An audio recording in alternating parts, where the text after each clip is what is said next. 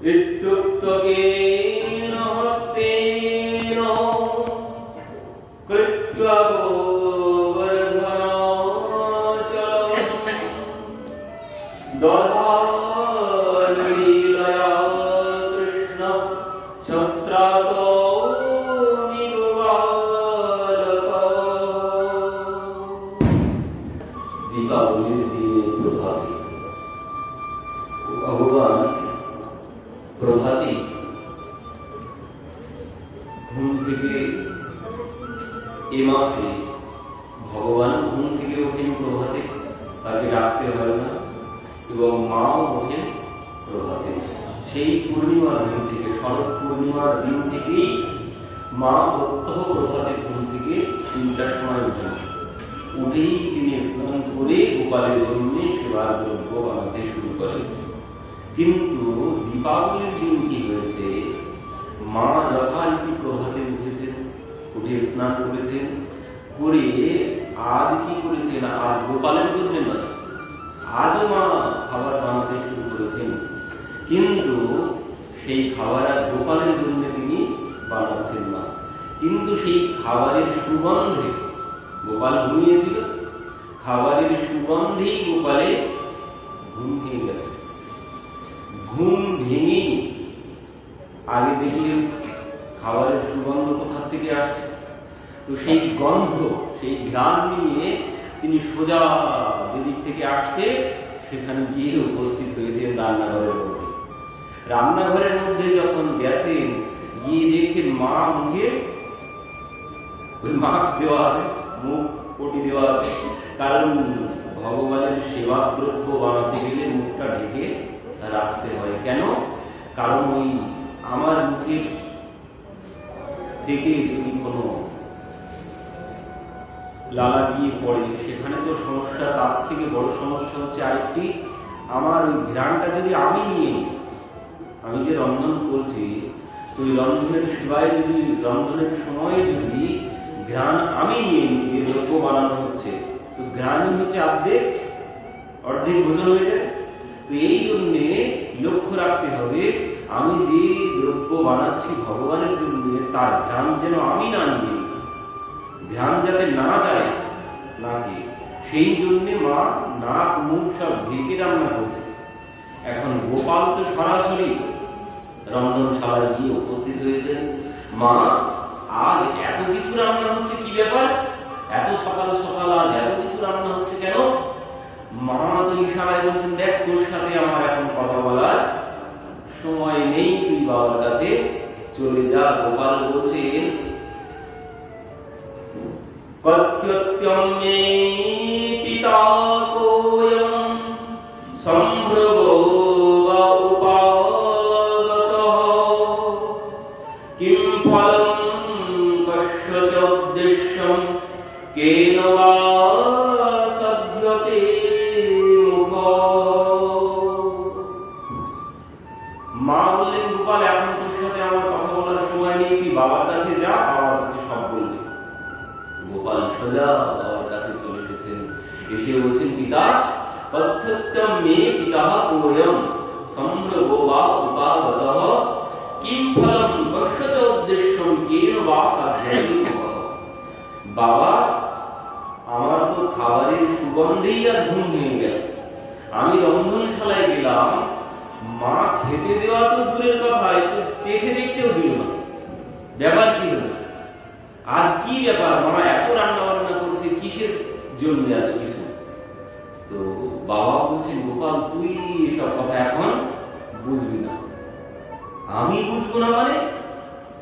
বাবা তুই এখন এ সমস্ত কোনো কিছু বুঝবি না। আজ আমাদের বাবা, তুমি আগে বলো কি ব্যাপার, কি জন্য মা এত কিছু বানাচ্ছে, তুমি বলো, আমি সব বুঝবো। তখন বাবা এবার বলতে শুরু করেছেন, তাহলে শোন। পরজন্য ভগবান ইন্দ্র মেঘাস্য আত্মমূর্তয়ে তেভি বর্ষন্তি ভূতানাং পীড়নম জীবনম পয়ো। আমরা প্রতি বছর দীপাবলির দিন ইন্দ্রের পূজা করি। আর সেই পূজার জন্যে, ইন্দ্রের পূজার জন্যে তোর মা এত কিছু সামগ্রী তৈরি করছে। ইন্দ্রের পূজা কি জন্যে? বাবা বলছেন, লালা, ইন্দ্রের পূজা আমরা এই জন্য করি কারণ ইন্দ্র বর্ষা প্রদান করেন, আর ইন্দ্র বর্ষা দেয় বলতে মাটি সব সবুজ ঘাস হয়, আর সেই ঘাস আমাদের গোমাতারা সব ভক্ষণ করে। তো এই জন্যে ইন্দ্রই আমাদেরকে বাঁচিয়ে রেখেছে। ইন্দ্র বর্ষা দেয় বলে চাষবাস হয়, ইন্দ্র বর্ষা দেয় বলে সবুজ ঘাস হয়, আমাদের গোমাতারা বেঁচে আছে। আর গোমাতারা বেঁচে আছে বলে তো আমরা বেঁচে আছি, গোকুলবাসী সবাই বেঁচে আছে। বুঝলাম বাবা?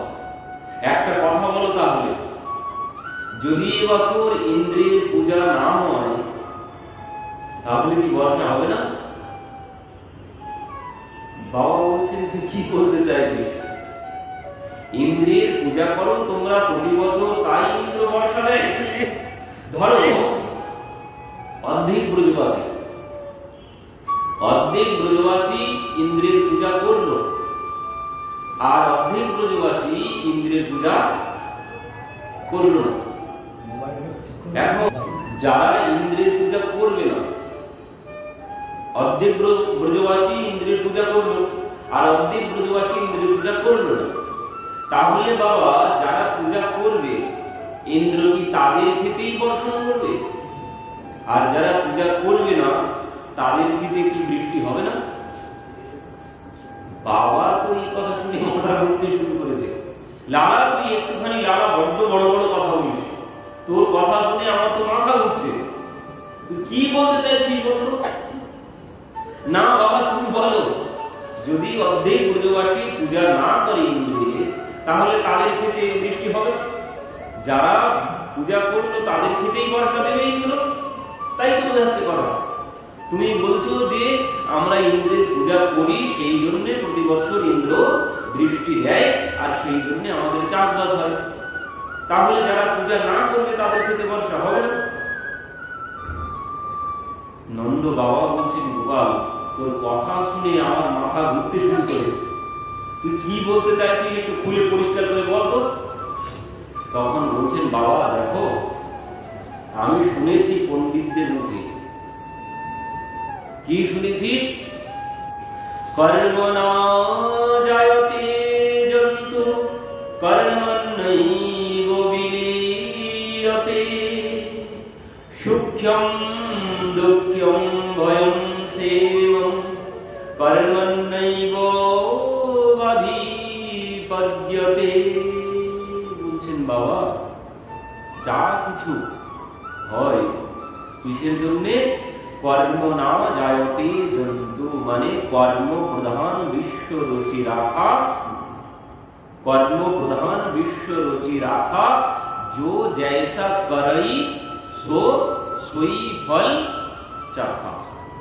মানে এই জগৎ কর্মের উপরে দাঁড়িয়ে আছে, যে যেমন কর্ম করবে সে তেমন ফল পাবে। মহেন্দ্র কিং করিষ্যতি, এখানে ইন্দ্র কোথা থেকে এলো? যে যেমন করবে, মানে যে যেমন কর্ম করবে সে ঠিক তেমন ফল ভোগ করবে।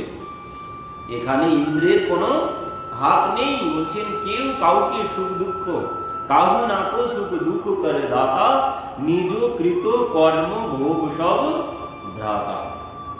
বলছেন বাবা, আমি সমস্ত পণ্ডিতদের মুখে এই কথা শুনেছি। তারা বলে যে কেউ কাউকে সুখ দুঃখ কোনো কিছুই দিতে পারে না। যা কিছু হয়, যা কিছু ভোগ করছি, সুখ বলুন আর দুঃখ বলুন, সব নিজের নিজের কর্মের ফল। এখানে ইন্দ্রের কোনো হাত, কারো কোনো হাত নেই। ইন্দ্র কেন বলছেন কারো কোনো হাত নেই এখানে? আমি যেমন কর্ম করব আমি ঠিক তেমন ফল ভোগ করব। আমি ইন্দ্রের পূজা করব, আর ইন্দ্রের পূজা না করলে বর্ষা হবে না, পূজা করলে বর্ষা হবে, এমন কোনো বিধান নেই। তাহলে তুই কি বলতে চাইছিস? বাবা, আমি বলতে চাইছি ইন্দ্রের পূজা করার কোনো প্রয়োজন নেই। যদি পূজা করতে হয়, ইন্দ্র আমাদেরকে বাঁচিয়ে রাখেনি, তাহলে কে বাঁচিয়ে রেখেছে আমাদেরকে? বলছেন বাবা, যদি আমাদেরকে বাঁচিয়ে রাখে কেউ, সে আর কেউ না, সে হচ্ছে আমাদের গোবর্ধন। সেই আমাদেরকে বাঁচিয়ে রেখেছে। কেন? বলছেন তারই তটদেশে আমরা সবাই গোচারণ করে বেড়াই। ওই গোবর্ধনের গুহাতে রৌদ্রের বেলায় আমরা গিয়ে বিশ্রাম গ্রহণ করি। গোবর্ধনের তটদেশে ফল মূল বৃক্ষ হয়েছে, সেই বৃক্ষ থেকে আমরা ফল ভক্ষণ করি। তো আমাদেরকে যদি কেউ বাঁচিয়ে রাখে, যদি কেউ আমাদেরকে সাহায্য করে থাকে, সে একমাত্র গোবর্ধনই আমাদেরকে সাহায্য করে। আমরা সমস্ত রাখাল বালক ওই গোবর্ধনের তটদেশেই আমরা বিশ্রাম করি দুপুরবেলা গোচারণে গিয়ে। তো বাবা, আমার মনে হচ্ছে যদি পূজা করতে হয় কারো, সে হচ্ছে ওই গোবর্ধনের পূজা করতে হবে। ইন্দ্রের পূজা করে কোনো লাভ হবে না। নন্দ বাবা ব্রজবাসী সবাইকে বলছেন, তোমরা শুনেছ আমার লালা কি বলছে? তো বলছেন বাবা শুনলাম, কিন্তু এইটুকু লালার কথা শুনে আমরা যদি এখন আমাদের পরম্পরা ধরে হয়ে আসছে, পূর্বপুরুষ ধরে হয়ে আসছে, এখন যদি সেই বিধান বাদ দিয়ে আমরা ওর কথা শুনে ইন্দ্রের পূজা বাদ দিয়ে গোবর্ধনের পূজা করি, তাহলে যদি কোনো অমঙ্গল ঘটে। কারণ ওই যে পুরানো রীতিনীতি আমরা ছাড়তে চাই না, কুসংস্কারটা আমরা কিছুতেই ছাড়তে চাই না। এটিও একটি কুসংস্কার, মানে এই যে অন্ধবিশ্বাস যে আমরা পূজা করি তাই ইন্দ্র বৃষ্টি দেয়, এটি একটি সম্পূর্ণ অন্ধবিশ্বাস। তো এই অন্ধবিশ্বাস ভগবান ভাঙতে চাইছেন। আর কি কারণ? সব থেকে বড় কারণ হচ্ছে ভগবান বোঝাতে চাইছেন যে দেব দেবীর পূজা করে কোনো লাভ হবে না। কারণ জল দিতে হবে যথা তরুর মূলে নিষেচনেন, মানে তরুর মূলে জল দিতে হবে। ডালপালায় পাতায় জল দিয়ে কোনো লাভ আছে? ইন্দ্রকে, ইন্দ্র ভগবানের একজন কর্মচারী, ভগবানের কর্মচারী ইন্দ্র, আর তো সে অন্য কেউ নন। ইন্দ্র আদি, ইন্দ্র বরুণ পবন যত দেবতা আছে, ভগবান নিজে মুখে বলছেন মদ ভয়াত বাকি বাতয়ম সূর্যস্ত পতির মদ ভয়াত বর্ষতীন্দ্র দহতগ্নির মৃত্যুশ্চরতি মদ ভয়াত। কারা বলছেন? বর্ষত ইন্দ্র, ইন্দ্র বর্ষণ করছেন, বরুণ বাতাস দিচ্ছে, অগ্নিদেব তাপ দিচ্ছে, মানে সূর্যদেব তাপ দিচ্ছে, সব আমার ভয়ে, সবাই আমার কর্মচারী মাত্র। তো আমি ধরুন কোথাও গেলাম, ধরুন রাষ্ট্রপতি ভবনে গেলাম, রাষ্ট্রপতি ভবনে, সেখানে তো রাষ্ট্রপতি ছাড়া অনেকেই আছে, রাষ্ট্রপতির কর্মচারীরা সবাই আছে সেখানে। তো এবার আমি রাষ্ট্রপতি ভবনে গেলাম, রাষ্ট্রপতি ভবনে গিয়ে রাষ্ট্রপতির কাছে না গিয়ে যত কর্মচারী আছে তাদের হাতে পায়ে ধরতে লাগলাম, আমি তোমার জন্য এই এনেছি, আমি তোমার জন্য এই এনেছি, আমি তোমার জন্য এই এনেছি, তুমি আমার কাজটা করে দাও, তুমি আমার কাজটা করে দাও। এর থেকে আরো বেশি সহজ কিসে হবে? স্বয়ং রাষ্ট্রপতির ভবনে যখন আমি গেছি, সেখানে আমি তার কর্মচারীর হাতে পায়ে কি জন্য ধরতে যাব? আমি সরাসরি রাষ্ট্রপতির কাছে যাব, এটাই তো বোঝায়। কিন্তু আমরা যেটা করি সেটা ওই কি বলছেন, কেমন ভাবে সরাসরি না গিয়ে আমরা ঘুরে যাই। ধরুন এখান থেকে কলকাতা থেকে বৃন্দাবন যেতে গেলে 1 ঘন্টার সময় লাগে ফ্লাইটে। এখন সেই ফ্লাইটে দেখা গেল 5,000 টাকা ভাড়া কলকাতা থেকে। এবার কি হলো, আরেকটা ফ্লাইটে ভাড়া 15,000 টাকা। সেই ফ্লাইটটা যাবে 3 ঘন্টা পরে, সেটা যাবে 3 ঘন্টা পরে, এটি যাবে 1 ঘন্টার মধ্যে। যেটি 1 ঘন্টার মধ্যে যাবে সেটি সোজা দমদম থেকে দিল্লি চলে যাচ্ছে। আর যেটি 3 ঘন্টায় যাবে সেটি যাবে কোথা থেকে? কলকাতা থেকে বাগডোগরা, বাগডোগরা হয়ে তারপর দিল্লি। তো কোনটায় গেলে সুবিধা হবে? যেটি সরাসরি চলে যাচ্ছে, তো সেটাই গেলে আমার খরচও কম হচ্ছে, সময়ও কম লাগছে। কিন্তু সেটি না করে আমরা কি করছি? ঘুরে গিয়ে পয়সা বেশি দিয়ে, সময় বেশি দিয়ে আমরা দিল্লি পৌঁছাচ্ছি। তো দেব দেবীর পূজা করাটাও ঠিক অমনি। তো এই জন্যে ভগবান বোঝাতে চাইলেন যে ওই দেব দেবীর পূজা করে কোনো লাভ হবে না। আর নিজের ভাগ্যের যদি পরিবর্তন করতে হয়, নিজের ভাগ্যের যদি পরিবর্তন করতে হয়, দেব দেবীর পূজা করে কোনোদিন নিজের ভাগ্যের পরিবর্তন হবে না। দেব দেবীর পূজা করে কোনোদিন নিজের ভাগ্যের পরিবর্তন হবে না। ভাগ্যের পরিবর্তন সেই করতে পারে যার নামের মধ্যে প্রভাব আছে।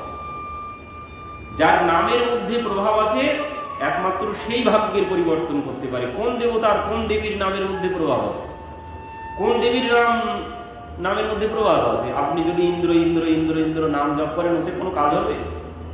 ওতে কোনো কাজ হবে না। কিন্তু ভগবানের নাম জপ করলে তাতে আমার সবকিছুই পরিবর্তন হবে।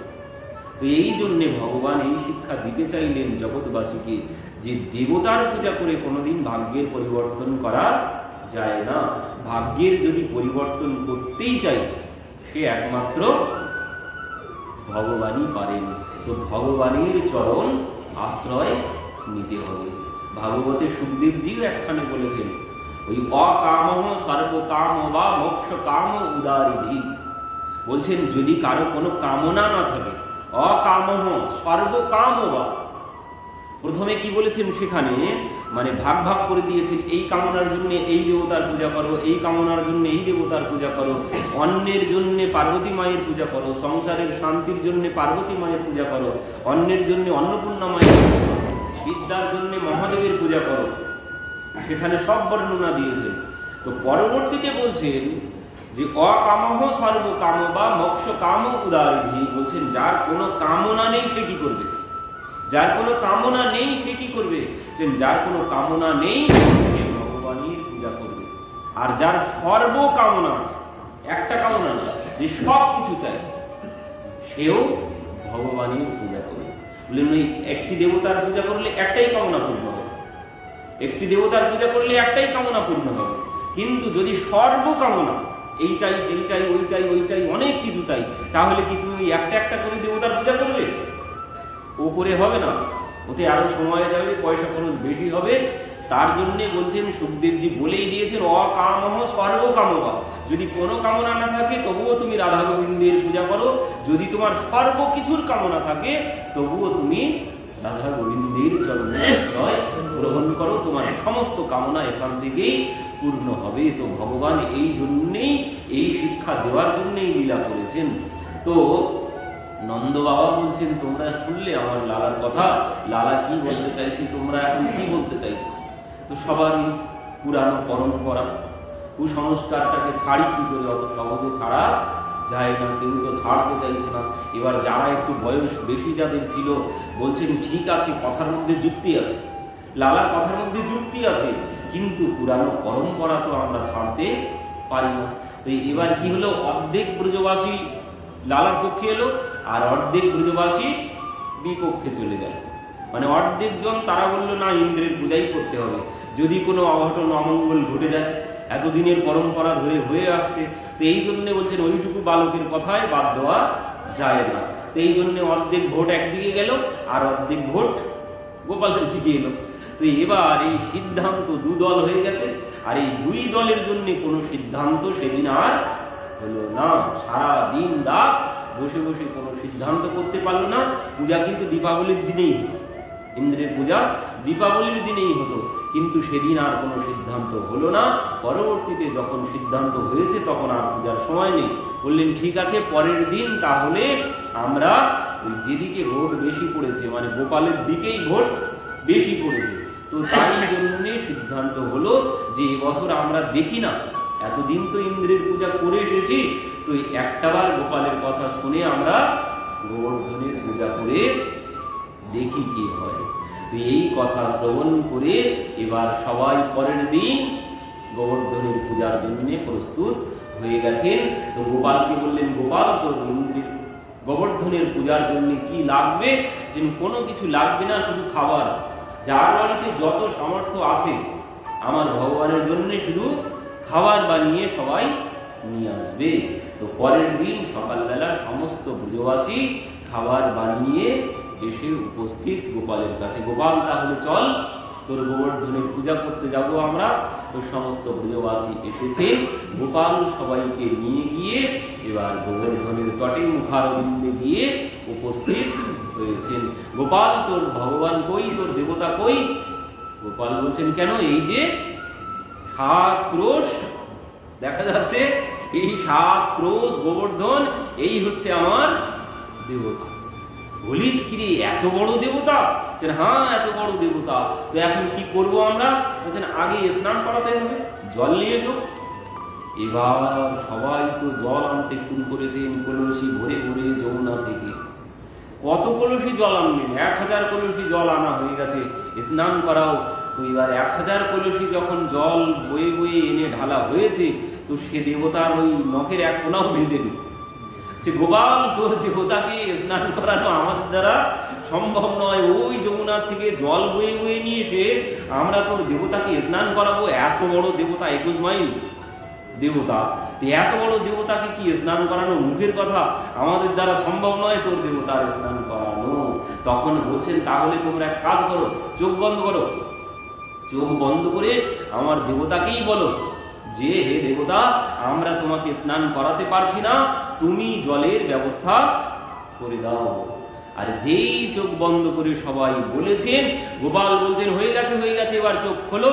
সঙ্গে সঙ্গে কি হলো, সেখানে মানসী গঙ্গা কি মানসী গঙ্গা প্রকট হয়ে গেল। গোপাল বললেন এখান থেকে তোমরা জল নিয়ে স্নান করাতে শুরু করে দাও। তো সেই মানসী গঙ্গার জল দিয়ে গোবর্ধন ভগবানকে স্নান করানো হলো। তো এবার গোপাল বলছেন আমি মন্ত্র বলছি, তোমরা সবাই হাতে পুষ্প নাও, ফুল তুলসী নাও, আমি মন্ত্র বলছি। তো গোপাল মন্ত্র বলছেন, পুষ্পম সমর্পয়ামি অক্ষতম সমর্পয়ামি, মন্ত্র বলে বলে যাচ্ছেন আর সবাই পুষ্প সমর্পণ করছেন।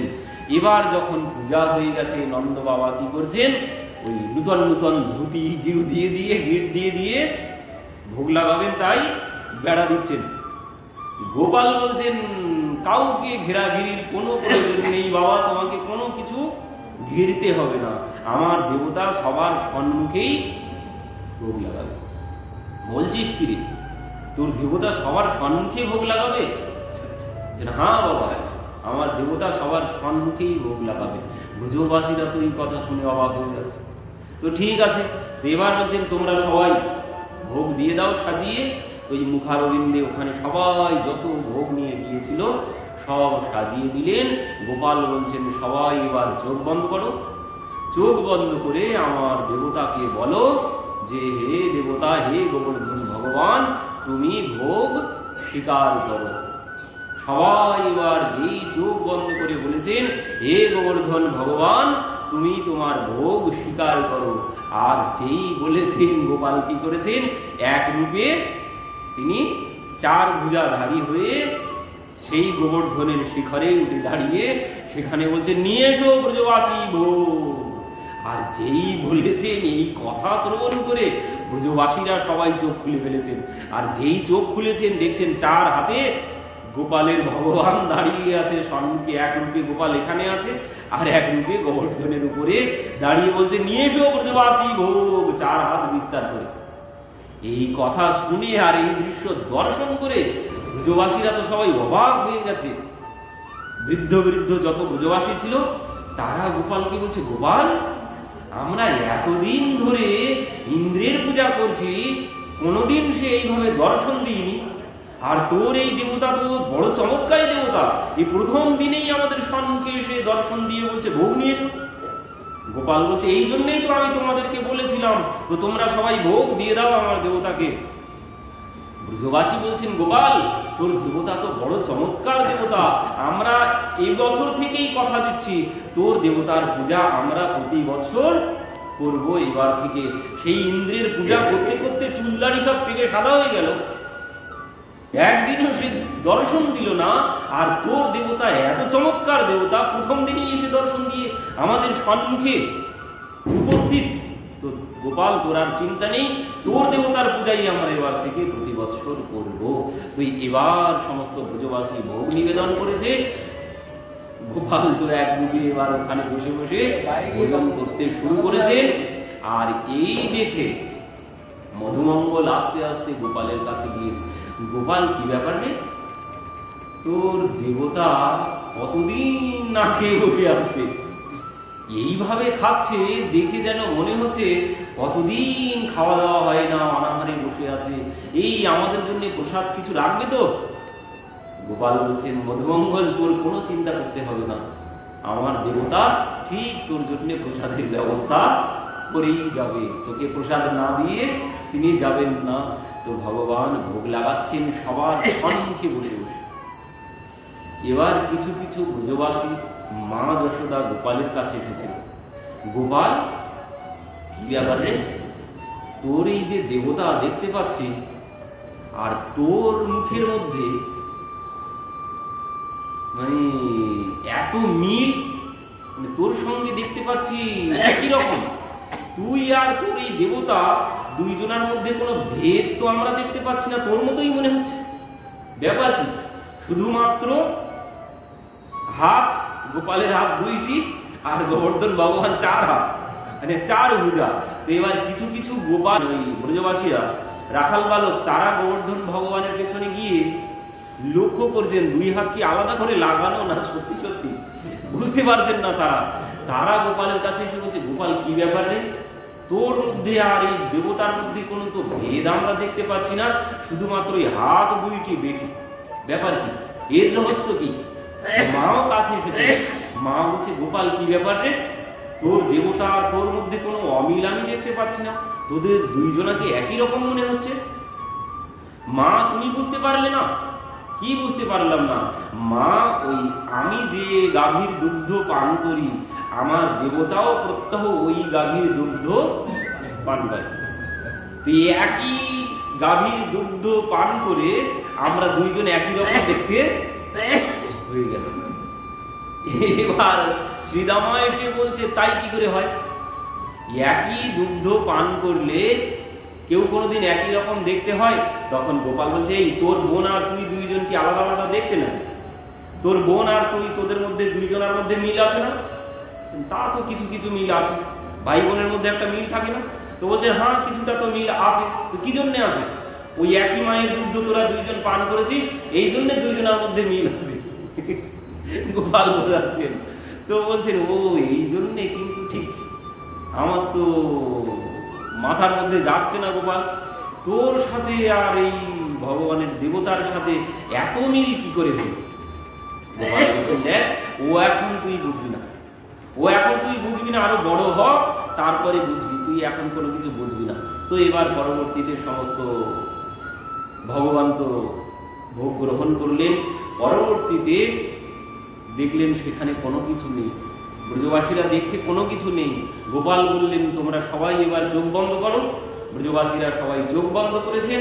পুনরায় যেভাবে সামগ্রী ছিল, সমস্ত সামগ্রী, ভোগ সামগ্রী সম্মুখে সব সেইভাবেই আছে। ব্রজবাসীরা সবাই ভোগ গ্রহণ করলেন। করে এবার বলছেন, বল গোপাল, তোর দেবতার পূজা কি সম্পন্ন হয়েছে? বললেন, হ্যাঁ, পূজা তো সম্পন্ন হয়েছে, একটাই কাজ এখনো বাকি আছে। কি কাজ বাকি আছে? বলছেন, ওই পরিক্রমা দিতে হবে, আমার দেবতার পরিক্রমা দিতে হবে, পরিক্রমা দিলে তোমাদের সবার মনোবাসনা পূর্ণ হবে। তো এই কথা শ্রবণ করে সমস্ত ব্রজবাসী বললেন, ঠিক আছে, আমরা সবাই পরিক্রমা দেব। তো এবার ভগবান নিজে সবার সাথে থেকে নিজেই পরিক্রমা সমস্ত ব্রজবাসীকে নিয়ে ওই গোবর্ধনের পরিক্রমা নিজে দিয়েছেন ভগবান। তো সমস্ত ব্রজবাসী পরিক্রমা করছেন আর কি গাইছেন? তেরো সব সংকট মিটি যায়, তো পূজা কর গোবর্ধন की। तेरो सब संकट मिट जाए, तो पूजा कर गोवर्धन की। तो पूजा कर गोवर्धन की, तो पूजा कर गोवर्धन की। तेरो जन्म मरण मिट जाए, तो पूजा कर गोवर्धन की।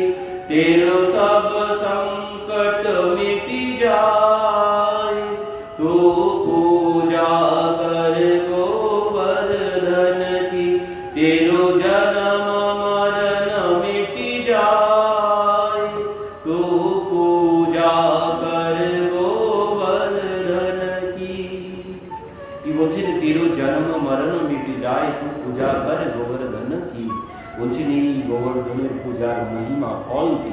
বললেন তেরো সব সংকট মিট যায়, যে তোমার সমস্ত কষ্ট দুঃখ সব চলে যাবে, আর তোমার জন্ম মরণ আর এই জন্ম মৃত্যু চক্রে আর তোমাকে ঘুরে বেড়াতে হবে না। এই পুনরূপী জন্মনম পুনরূপী মরণম পুনরূপী জননী জঠনী শরণম, বারবার জন্মগ্রহণ বারবার মৃত্যুবরণ, এই দাসত্ব থেকে তুমি মুক্ত হয়ে যাবে এই গোবর্ধনের পূজা করে। তো সমস্ত ব্রজবাসীরা গোবর্ধনের পরিক্রমা দিলেন, দিয়ে যে যার মতো বাড়িতে চলে গেছে। এবার ইন্দ্র তার অনুচরদের বলছে, এই তোমরা খবর নিয়ে এসো তো, ব্রজবাসীরা এবার আমার পূজা কেন করলো না?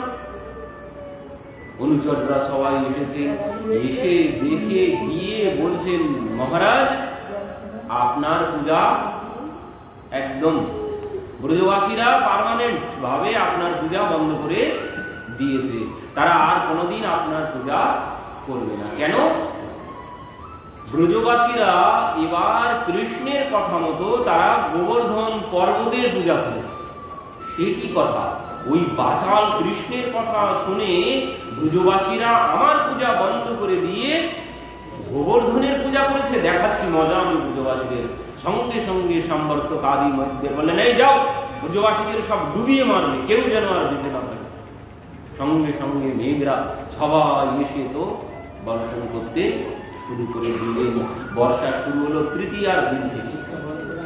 অমাবস্যা গেল, প্রতিপদা, প্রতিপদার পরের দিন দ্বিতীয়া, দ্বিতীয়াতে সবাই ভাইফোঁটার মধ্যে ব্যস্ত ছিল, দ্বিতীয়াতে সবাই ভাইফোঁটা দিতে ব্যস্ত ছিল।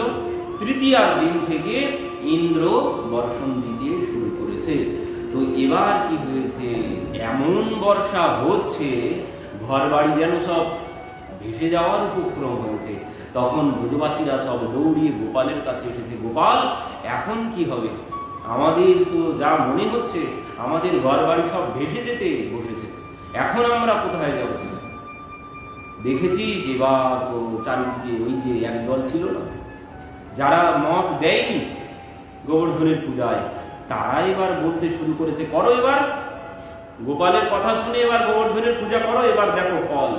ইন্দ্র রুষ্ট হয়ে গেছে, এবার আমাদের হয়তো ডুবিয়ে মারবে। ওই ছোট্ট বালক, ওর কথা শুনে আমাদের এতদিনের পরম্পরা ধরে হয়ে আসছে পূজা, সেই পূজা তোমরা বন্ধ করেছো, এবার মজা বোঝো। এবার সমস্ত ব্রজবাসীরা সবাই গোপালের কাছে গিয়েছে, গোপাল তুই রক্ষা কর, তোর কথার জন্যে আমরা ইন্দ্রের পূজা বন্ধ করে তোর গোবর্ধনের পূজা করেছি। গোপাল বলছেন, আমি কি করবো? যার পূজা করেছো তার কাছে যাও, আমার কাছে কেন এসেছো? তার মানে তোর কথায় আমরা পূজা করেছি, আমরা তোর কাছে আসবো না তো কার কাছে যাবো? তুই বলেছিলি বলে আমরা ইন্দ্রের পূজা করিনি, আর তার জন্য ইন্দ্র আমাদেরকে এইভাবে ডুবিয়ে মারতে বসেছে। তো এখন তুই ব্যবস্থা কর। সবাই যখন এসে গেছে গোপালের কাছে, গোপাল বললেন, ঠিক আছে চলো আমার দেবতার কাছে। এবার সবাই এসেছেন গোবর্ধনের তটে। গোবর্ধনের তটে যখন এসে দাঁড়িয়েছেন, গোপাল বললেন যে সবাই চোখ বন্ধ করো, সবাই চোখ বন্ধ করে আমার দেবতার কাছে বলো, হে দেবতা তুমি আমাদেরকে এই সংকট থেকে রক্ষা করো। এবার সেই সবাই চোখ বন্ধ করে কাকুতি মিনতি সবাই তো কেঁদে ভাসিয়ে দিচ্ছে, কারণ এই অবস্থা এখন। তো এবার যেই সবাই চোখ বন্ধ করেছেন, গোপাল বলছেন, হয়ে গেল কথা হয়ে গেছে, আর চোখ বন্ধ করতে হবে না, এবার চোখ খোলো। কি কথা হয়েছে? বলছেন, আমার দেবতা বলেছে তাকেই ছাতার মতো তুলে ধরে তার নিচে সবাই আশ্রয় নিতে। বলছিস কি গোপাল, তোর মাথাটা খারাপ হয়েছে? এই 7 ক্রোশ গোবর্ধন পর্বত ছাতার মতো তুলে নিয়ে তার তলায় আমরা আশ্রয় নেব? কি মেরে ফেলতে চাইছিস নাকি? সবাই কি একসাথে কি মেরে ফেলতে চাইছিস তুই? আরে না, আমার দেবতার কথা তো একবার বিশ্বাস করে দেখো না তোমরা। তো কি করব? তো বলছেন সবাই মিলে দেখো না ওঠে কি। তো কেউ তো বিশ্বাস করতে চাইছেন না। ভগবান কি করেছেন, নিজেই একাই সেই গোবর্ধনকে এক হাতেই বাম হাতের কনিষ্ঠ আঙ্গুলিতে গোবর্ধনকে তুলে ফেলেছেন। আর এই দেখেই ব্রজবাসীরা তো লাঠি সোটা এনে বড় বড় খুঁটি দিতে শুরু করেছেন। এবার সমস্ত গোবৎস আদি যা ছিল বাছুরি গাভী সবাইকে নিয়ে সেই গোবর্ধনের নিচে এসে সবাই আশ্রয় এবার আস্তে আস্তে 1 দিন 2 দিন 3 দিন 4 দিন 5 দিন 6 দিন কেটে গেল।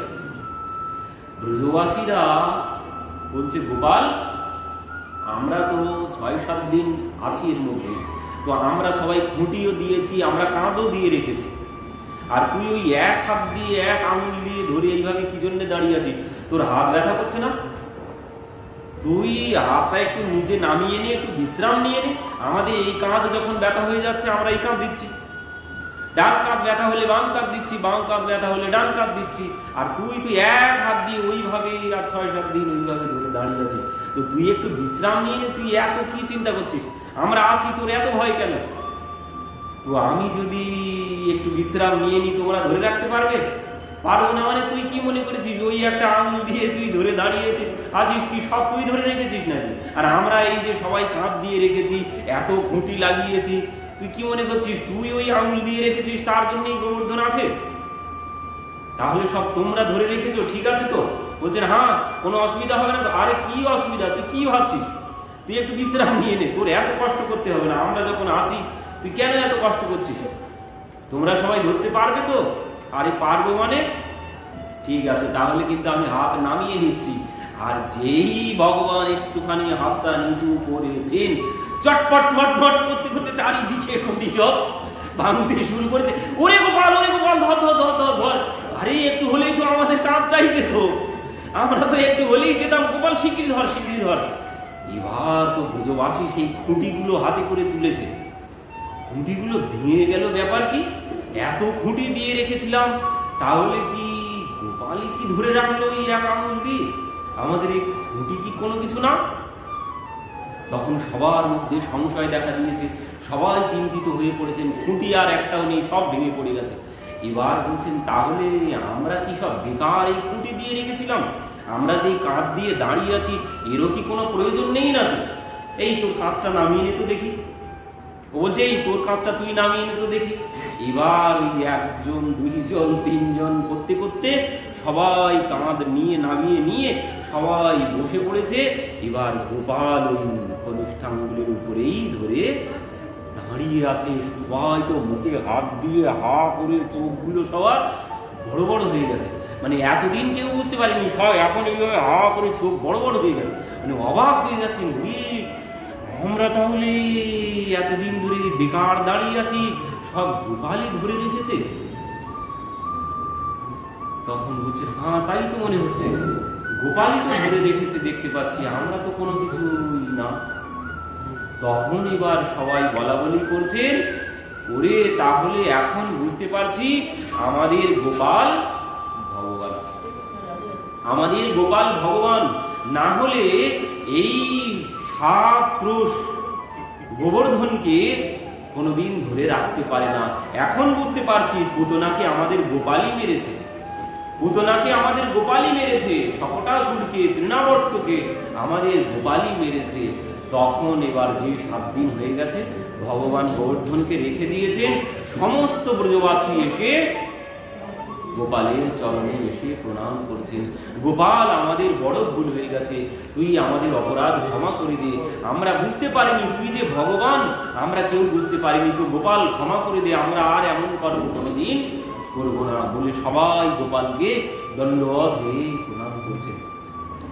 ওরে তোদের কি মাথা খারাপ হয়েছে? তোরা কি পাগল হয়ে গেছিস? আমাকে ভগবান বলছিস কেন? বলছি না, তুই এখন বুঝতে পারছি সব তুই করেছিস, তুই পুতনাকে মেরেছিস, তুই এই গোবর্ধন পর্বত 7 ক্রোশ গোবর্ধনকে তুই ধরে রেখেছিস। এ ভগবান ছাড়া কারো দ্বারা সম্ভব নয়, এ তুই ভগবান ছাড়া অন্য কিছু না। তো এ শুধুমাত্র তুই করেছিস আর তুই ভগবান বলে, তো তুই আমাদের ভগবান। গোপাল, আমাদেরকে ক্ষমা করে দে, আমাদের বড় অপরাধ হয়ে গেছে, আমরা আর কোনোদিন তোর কাঁধে চড়েছি, আমরা তোর কাঁধে চড়েছি। গোপাল, এমন ভুল আর আমরা কোনোদিন করবো না, তুই আমাদেরকে ক্ষমা করে দে। গোপাল দেখলেন এরা যদি আমাকে এইভাবে ভগবান সাজিয়ে ফেলে, তাহলে তো আর আমার সাথে কেউ খেলা করবে না। তো এই জন্যে গোপাল এবার নাটক করতে শুরু করেছেন। যেন ওরে শোন, আমার ছোট্টবেলায় আমাদের বাড়িতে একজন খুব বড় জ্যোতিষী এসেছিল, খুব বড় জ্যোতিষী এসেছিল। তিনি আমাকে একটি মন্ত্র শিখিয়ে দিয়েছিল। আর সেই মন্ত্র বলেছিল আমি যার সম্মুখে সেই মন্ত্র পাঠ করব, আমি যার সম্মুখে সেই মন্ত্র পাঠ করব তার সমস্ত শক্তি 100 গুণ বেশি হয়ে আমার মধ্যে চলে আসবে। আর সেই মন্ত্র তোরা সবাই যখন গোবর্ধনের নিচে তোরা দাঁড়িয়েছিলি, তোরা সবাই আমার দিকে তাকিয়ে দাঁড়িয়েছিলি না? বলছে হ্যাঁ, আমরা সবাই তোর দিকে তাকিয়ে দাঁড়িয়েছিলাম, আর আমি সে সময় সেই মন্ত্র পাঠ করেছিলাম, আর এই জন্যে তোদের সমস্ত শক্তি সব আমার মধ্যে চলে এসেছিল, আর সেই শক্তিতে আমি গোবর্ধনকে ধরে রেখেছি। মধুমঙ্গল বলছে ও এখন বুঝতে পারছি, গোপাল তুই শক্তিও চুরি করতে জানিস। আমরা জানি তুই মাখন চুরি করিস, এখন জানলাম তুই তাহলে শক্তিও চুরি করিস। এই জন্য কয়েকদিন ধরে আমার শরীরটা এত দুর্বল দুর্বল লাগছে, আমি কিছুতেই বুঝতে পারছি না শরীর এত দুর্বল কেন। খাওয়া দাওয়া তো ঠিকই আছে, কোনো অসুবিধা নেই, কিন্তু শরীর এত দুর্বল লাগছে কেন? এখন বুঝতে পারছি গোপাল তুই শক্তিও চুরি করতে পারিস। ওরে গোপালকে আমরা ভগবান বলছিলাম, গোপাল ভগবান ভগবান কোনো কিছু না, গোপাল আমাদের শক্তিতেই 7 দিন গোবর্ধনকে ধরে রেখেছে। এই আর কোনো সবার সম্মুখে তিনি পর্দা দিয়ে দিয়েছেন, আর কেউ গোপালকে ভগবান বলছেন না। তো ভগবান কি বলছেন? কছু মাখন কি বল বড়, কছু গোপন করি সহায়, और श्री राधे जू की कृपा से मैंने गिरिवर लियो उठाए। कछु माखन की बल बड़ो বলছেন ওই প্রথমে শক্তি কোথার থেকে? ওই যে ঘরে ঘরে গিয়ে মাখন চুরি করে এমনি খাইয়েছি, এই যে মাখন খেয়েছি তার জন্য শক্তি হয়েছে। আর কি কাছু মাখন কি বল বাড়ো, কাছু গোপন করি সহায়, মানে গোপ বলছেন গোপেরা কিছুটা সাহায্য করেছে, কিছুটা মাখনের শক্তি, কিছুটা গোপেদের শক্তি। আর और श्री राधे जी की कृपा से मैंने गिरिवर लियो उठाए। বলছেন ওই দ্বারকাচার্যজি বলেছিলেন যে মা তোমার লালা খুব বড় বড় কর্ম করবে, আর সেই কর্মের সময় তোমার লালার সম্মুখে যদি বৃষভানু মহারাজের কন্যাকে এনে দাঁড় করাতে পারো, তাহলে তোমার লালার মধ্যে শক্তি আরো অধিক হয়ে যাবে। এই কথা শ্রবণ করে লালা যখন গোবর্ধন ধারণ করেছে, সঙ্গে সঙ্গে মা গিয়ে বৃষভানু মহারাজের কন্যাকে এনে সম্মুখে দাঁড় করিয়ে দিয়েছিলেন। তো এই জন্যে ভগবান ওই যে 7 দিন কেটে গেছে কবে, কোনো কিছু তিনি জানতেই পারেন। প্রিয়াজিকে দর্শন করে 7 দিন কখন কিভাবে কেটে গেছে তিনি কোনো কিছুই জানেন না। তো এই শক্তিতেই ভগবান শক্তিমান হয়ে তিনি এই গোবর্ধনকে ধারণ করেছিলেন। এটাই হচ্ছে আসল রহস্য। তো এইভাবে পরবর্তীতে ইন্দ্র নবমীর দিন ভাবছেন যাই দেখে আসি, ব্রজবাসী আর হয়তো কেউ বেঁচে নেই, 7 দিন ধরে বর্ষা হয়েছে, সব ডুবে ব্রজ সব শেষ হয়ে গেছে, তো যাই এবার দেখে আসি। তো ইন্দ্র নবমীর দিন দর্শন করতে এসেছেন ব্রজে। নবমীর দিন ইন্দ্র ব্রজে যখন এসেছেন, এসে দেখছেন সমস্ত ব্রজ ধুলি উঠছে, এক ফোঁটা জল কোথাও নেই। মেঘদেরকে সঙ্গে সঙ্গে ডাকলেন, নেই তোদের যে বলেছিলাম এখানে বর্ষণ করতে, মহারাজ আমাদের স্টক ড্রাম সব খালি, আমাদের গ্রামে আর এক ফোঁটাও জল নেই। বলছিস কি রে? হ্যাঁ মহারাজ, আমাদের স্টকে যত জল ছিল সব শেষ হয়ে গেছে, ব্রজ শুকনো, তোদের জল সব শেষ, ব্যাপার কি? তখন ইন্দ্র বুঝতে পারলেন যে তাহলে আমার ভুল হয়ে গেছে। তাহলে ওই যে ব্রজবাসীরা যার কথায় গোবর্ধনের পূজা করেছেন তিনি সাধারণ কেউ নন, তিনি ভগবান। তো এখন কি হবে? অপরাধ তো করে ফেলেছি, ক্ষমা তো চাইতে হবে। তো এত বড় অপরাধের পর তিনি কি আমাকে ক্ষমা করবেন? তিনি কি আমাকে ক্ষমা করবেন? তো এই ভেবে ইন্দ্র দেখলেন তিনি আমাকে ক্ষমা করবেন না। তো এই জন্যে তিনি কি করলেন? স্বর্গ থেকে সুরভি মাতাকে সাথে নিয়ে এলেন। মানে প্রিয় যদি কাউকে সাথে নিয়ে আসা যায় তাহলে হয়তো ক্ষমা পেতে পারি। ইন্দ্রের মাথায় বুদ্ধি আছে, তো এই জন্য ইন্দ্র সুরভি মাতাকে নিয়ে এসেছিল। ব্রহ্মার মাথায় এই বুদ্ধিটা নেই, এই জন্য সরাসরি এসে দাঁড়িয়েছে, ভুলের পরে নিজে সরাসরি এসেছে। কিন্তু ইন্দ্র সুরভি মাতাকে এনেছেন। হয়তো প্রভু আমাকে দর্শন করলেই রেগে যেতে পারে, ক্রোধে যেতে পারে, কারণ আমি এত বড় ভুল করেছি। কিন্তু সুরভি মাতাকে যদি আমি সাথে নিয়ে যাই, মাতাকে দর্শন করলে কোনোদিন প্রভু ক্রোধান্বিত হবেন না। এই জন্য আগে সুরভি মাতাকে নিয়ে নিজে পেছনে পেছনে এসে প্রভুর সম্মুখে দাঁড়িয়ে দশমীর দিন এসে 10টি শ্লোকে প্রভুর স্তুতি করেছেন। বিশুদ্ধ সত্যম তপোধাম শান্তম তপোময়ম রজস্তমস্কম মায়াময়োऽয়ং গুণসম্প্রবাহো ন বিদ্যতে তে গৃহণানুবন্ধঃ। বিশুদ্ধ সত্যম তপোধাম শান্ত্যম তপোময়ম দস্তরজস্তমস্কম। বলছেন প্রভু তুমি শান্ত, মানে এত অপরাধের পর যখন গিয়ে সম্মুখে দাঁড়িয়েছেন প্রভু কোনো বিকার নেই। এই জন্যে বলছেন বিশুদ্ধ সত্যম তবধাম শান্তম। বলছেন প্রভু তোমার ধামই শান্ত আর তুমি শান্ত, তোমার ধাম শান্ত আর তুমি শান্ত। তোমার ধামে কোনো সত্য রজতম কোনো কিছুর প্রভাব নেই। মানে শান্ত কখন হবে? এই 3 গুণ যখন চলে যাবে। যেখানে এই 3 গুণ থাকবে কোনোদিন শান্ত হওয়া যাবে না। 3 গুণ রহিত ভগবান। বলছেন প্রভু তোমার মধ্যেও নেই এই 3 গুণ, আর তোমার ধামেও এই 3 গুণের কোনোটাই নেই। তো প্রভু তুমি শান্ত, তোমার ধাম শান্ত। তো প্রভু মায়াময় গুণ সম্প্রবাহ। বলছেন তোমার এখানে কোনো মায়া নেই প্রভু, তো তুমি আমাকে ক্ষমা করো। তো ইন্দ্র 10টি শ্লোকে প্রভুর যখন স্তুতি করেছেন, প্রভু বলে দিলেন গম্মতম শক্র ভদ্রম প্রিয়তম মে অনুশাসনম। সংক্ষেপে প্রভুও সংক্ষেপে বলছেন গম্মতম শক্র, মানে শতকৃতু। শতকৃতুকে ভগবান বলছেন শক্র, মানে সংক্ষেপে শর্টকটে বলছেন গম্মতম শক্র ভদ্রম প্রিয়তম মে অনুশাসনম। মানে তোমার সাথে অত কথা বলার সময় নেই, চলে যাও। তোমার অপরাধ আমি কোনো কিছু গ্রহণ করিনি, তো চলে যাও, নিজের অহংকার ত্যাগ করো। তুমি যে দেবতাদের রাজা, তোমার বড় অহংকার হয়েছিল, তো তোমার অহংকার তুমি ত্যাগ করে নিজের কাজে মন দিয়ে কাজ করো। অহংকার ত্যাগ করে কাজ করো। অহংকার সমস্ত কিছু মূল, মানে সমস্ত নাশের মূল। সবকিছু নাশ করেই অহংকার। এই জন্য বলছেন গম্মতম শক্র ভদ্রমগা প্রিয়তম মে অনুশাসনম। অনুশাসন মানে শাসন, শাসন মেনে কাজ করো। তুমি ভেবো না যে তুমি রাজা বলে তোমার উপরে আর কেউ নেই, তুমিও আমার দাস। তো এই জন্য বলছেন প্রিয়তম মে অনুশাসনম, আমার আশ্রয়ে আমার শাসন মেনে কাজ করো। তুমি আমার কাজের লোক মাত্র, তো তোমাকে আমি ক্ষমা করে দিলাম, তুমি চলে যাও। তো ইন্দ্র প্রণাম করে সেখান থেকে চলে এলেন। কিন্তু ভগবান ব্রহ্মাকে ক্ষমা করেননি। কেন?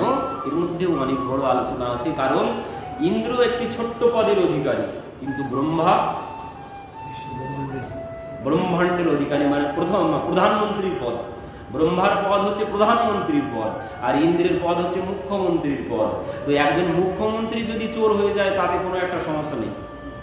মুখ্যমন্ত্রী যদি চোর হয় তাতে কি হবে? একটা রাজ্য নষ্ট হবে।